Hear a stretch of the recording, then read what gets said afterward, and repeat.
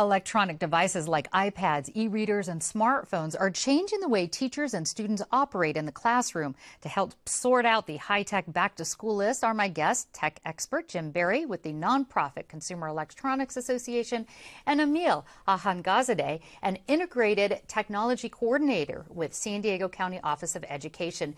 Jim, what are the hot new gadgets on the back-to-school list this year? Well, it's interesting. The hot new gadgets for back-to-school are the same as everybody is buying. They are tablet computers, smartphones, e-book readers, and laptop computers. Okay, and you have something else there. Tell me about the rod right there that's sort of the power charger. This is the NPower Peg. This is cool for just about all of us run out of juice in our smartphones or our tablets. This NPower Peg for smartphones, you carry this around in your backpack or your bag all day, and it charges using kinetic energy. So you'll have some backup charge for your devices if you run low. Carry it with you. Yes, carry it in your bag, your briefcase, or your backpack. Jim, if you had to pick, there's a lot of devices here. If you had to pick the top 2 or 3 for students, let's say K through 12 students, what would you say? For students, I think, well, K is a little young, but I think as you get up through middle school and high school, a laptop computer is certainly one that you need. An e-book reader, more and more high school and colleges are using e-books. So I'd say those are probably the two that you're definitely going to need. The top ones. Yeah. Emil, how have these electronic devices changed how teachers are teaching in the classroom and how students are learning? It's been a remarkable change in the classroom. What it's in essence done is it's broken down the walls in the classroom. So now learning can happen anywhere and any time. So it's not an 8 to 3 proposition anymore.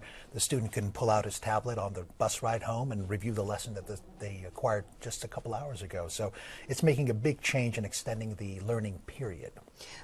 These devices aren't cheap, hundreds of dollars for each of them sometimes. Emil, any discounts at schools? What if students can't afford it? Well, you know, the schools can't afford it either right now, to be perfectly honest with you. In our current budget climate, schools are just cutting back as much as they can. But there is a wonderful resource. There's a new program called Connect to Compete that is about to become a national project. We just piloted it here in San Diego, and in essence what it does is it affords families that qualify with $9.95 or $9.99 internet connectivity per month, which is a remarkable price. And secondly, families that qualify can actually purchase fully functional refurbished computers for as low as $150 with the operating system and all the software suite most students can use. So Connect to Compete is the place to take a look at to see if your family qualifies. Jim, how about companies? I know Apple years ago provided discounts to schools. Are any of the companies helping out with schools? Yeah, plenty to do with schools buying there. And for individuals, if you're looking, you know, there's no better bang for your buck than buying consumer electronics because the prices get lower on all of these devices. Not true of just about anything else. We were talking about laptop computers. They start these days at just a couple of $100s. I have a student that went off 4 years ago, another one going now to college. The difference in the price in the laptops we're buying for them is remarkable.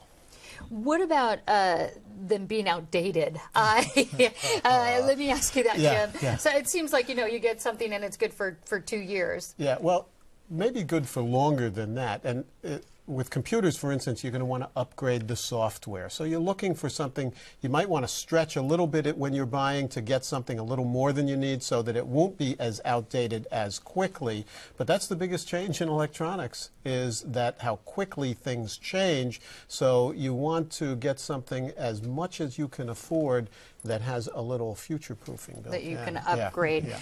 Emil, how have these devices basically, how have they leveled the playing field in the classroom? Well, they're giving access to various content that in some cases kids wouldn't be able to access. Like, for example, in some rural communities, AP courses aren't even offered, you see, and so kids can't even access those kinds of classes so they can be competitive in the college setting. And so what devices do, and really the main technology, which is the internet, what it allows these students to be able to do is to, in essence, be able to access courses that they otherwise wouldn't be able to.